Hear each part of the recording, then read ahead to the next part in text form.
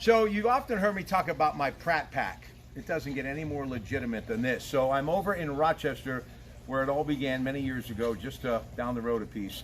And we're at my cousin Gary's house. This is my cousin Jimmy, and we're going to introduce these cavalcade of stars that are here all the way from California, because that's how we roll, ladies and gentlemen. So Jimmy, please do the introductions, because I don't want to miss anyone. So start off with your lovely sister right here. This is my sister Linda. Linda! And this is Rick and Debbie Hughes. Debbie. And our cousin Greg Olzak From California. And to the right of him is Kim Pratt, my brother Ronnie's wife. Yes, Ronnie. Hey. And next to Ronnie is Betty Mamone. Yes. Oh, yeah. And then next to Betty is our sister Phyllis Carquez. Love you, Phyllis. And last but not least is Gary and Debbie Pratt, the host with the most. All right, now, this is where I get paid in food, because I work for food, as most of you know. I just want to talk about this family and what they meant to me, spending time with Jimmy and all of his siblings. There were 11 in all, in that beautiful little house on Pennsylvania Avenue with my godfather and godmother. And I was sharing this with Gary a little earlier. I remember when his dad, and I used to stay overnight at times there, and Jimmy would come to my house up in Branson Heights. My dad and his dad, of course, brothers, there was this huge mass of humanity at this table, and there were stacks of food and bread and eggs and bacon, and I was very shy at the time. And his dad, my godfather, Jimmy's dad, leaned over and he said, "You better get something now while it's still there." 3 bedrooms, no room to breathe, but it was the best place in the world to live. Talk about your mom and dad, and talk about growing up with all these amazing people. Well, I'm 10 out of 11, so by the time We miss you, I was Diane. around, they were pretty much worn out. So, but they raised us with good hearts and taught us everything from right from wrong, and I think we all turned out pretty well. At least once a week, I drive by the homestead, make the sign of the cross, and say, "Mary, Ms., I love both of you." Linda, talk about growing up with those great people. Oh, really? Yeah, come on, Linda. You can do it. Go ahead. Come on, Linda. How wonderful was that? It was wonderful. Now, were you all there We at the same? slept 3 in a bed. We had 2 beds, 3 in a bed, and then my brothers shared a bunk bed, 2 on the bottom and 1 on the top, and my mom and dad had a bed.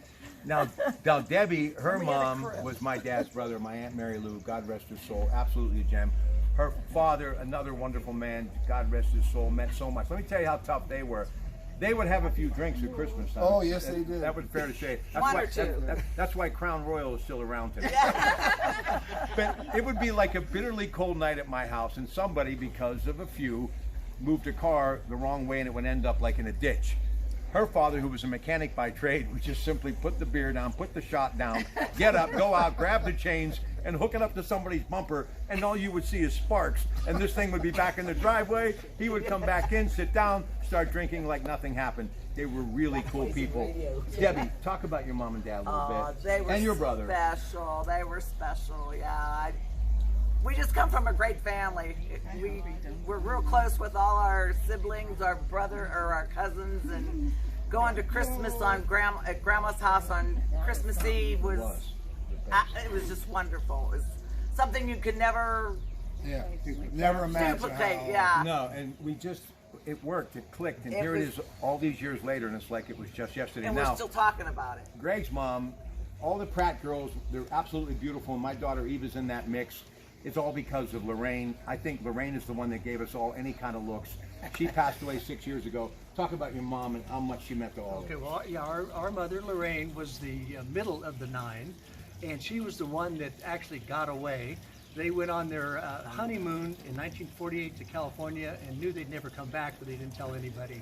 So we went and started a family business and lived out there, but we came back as many times as we could because this was like coming back to Mecca.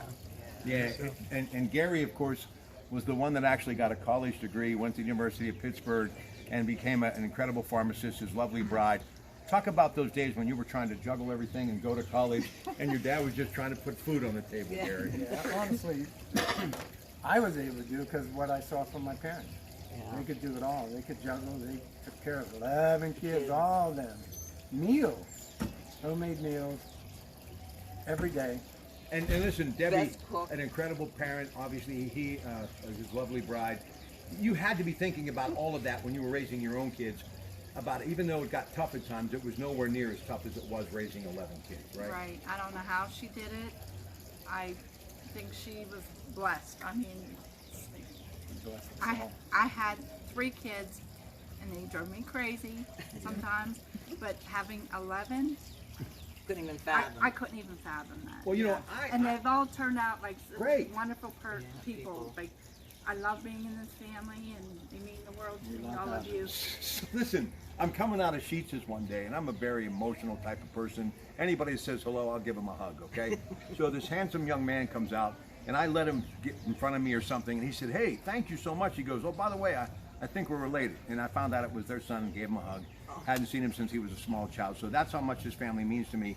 Now, Phyllis over there has been at Heritage Valley for 47 years. The only reason she's still there because she's waiting for me. That's why she's still there. I love Phyllis!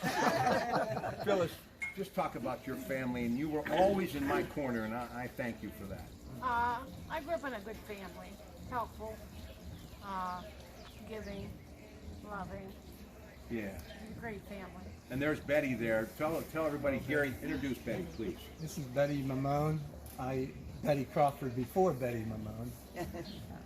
Yep. And I love you, And Betty. Evelyn. Aunt Evelyn, Uncle Star, Tom, yes. lived right a couple doors down from us. Yeah. My only Great regret, family, though, I never got to the Elks from Ron was bartending. Because I might have got 2 for 1.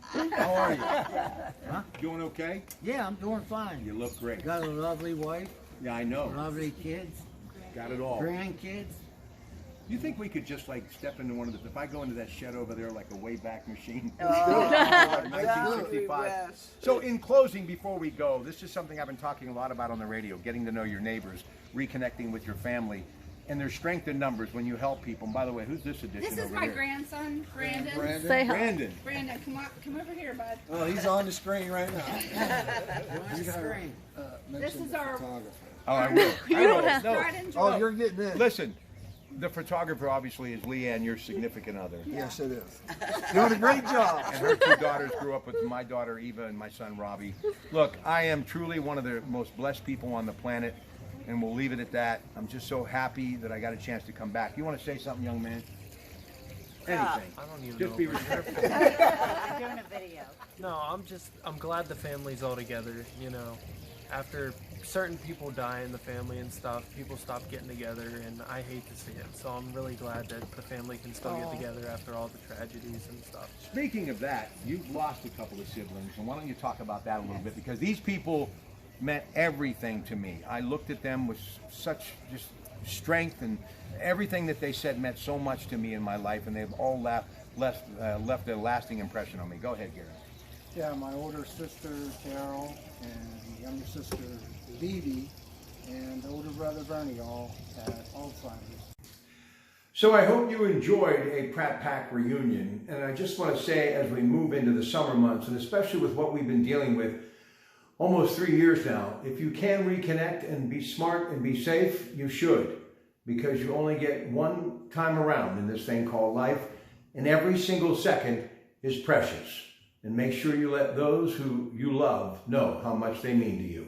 Thank you to the Pratt family, wherever you may be. Your Pratt Pack is here in the home office in Monaca, and much love to each and every one of you. Good night.